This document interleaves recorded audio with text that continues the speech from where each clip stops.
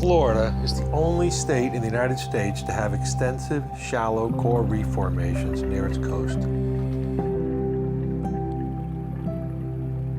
These reefs create specialized habitats that provide shelter, food, and breeding grounds for numerous plants and animals.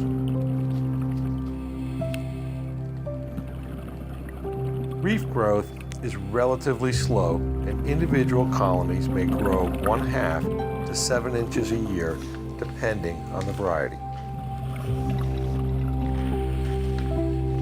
Reef development occurs only in areas with specific rock structure, clear, warm waters, low in phosphate and other nutrients, and moderate wave action to disperse waste and bring oxygen and plankton to the reefs.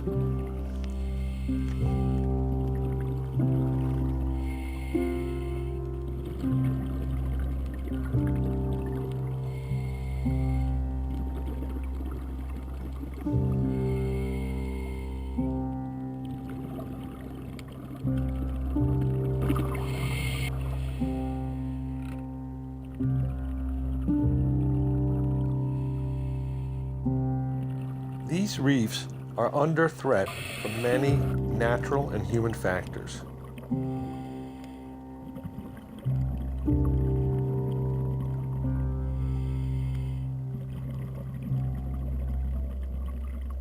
Here at the Fort Lauderdale Nova Southeastern University Coral Restoration Program, we monitor, access, restore these beautiful habitats through research and education.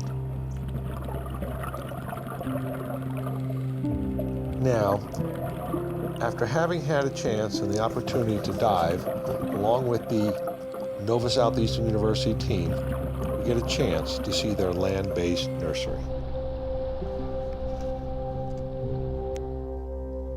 There are 8 tanks out here. 4 of them are dedicated all the time to just being the coral nursery tanks. And then there are 4 of them that we loan to labs when they need to house corals for experimental research. This one is going to be holding, starting Monday, Porites asteroides for larval collection and Montastria cavernosa. So they go bring them in, let them spawn, and then they collect larvae and then they put them back.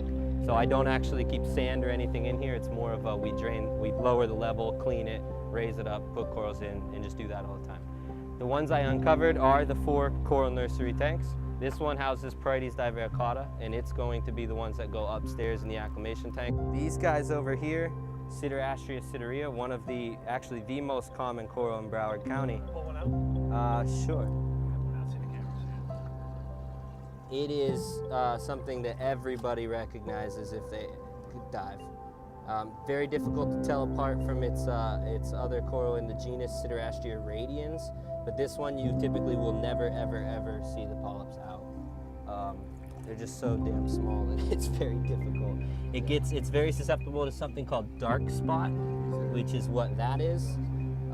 Dark spot is very common in these guys. They recover from it pretty easily. Yeah, oh yeah.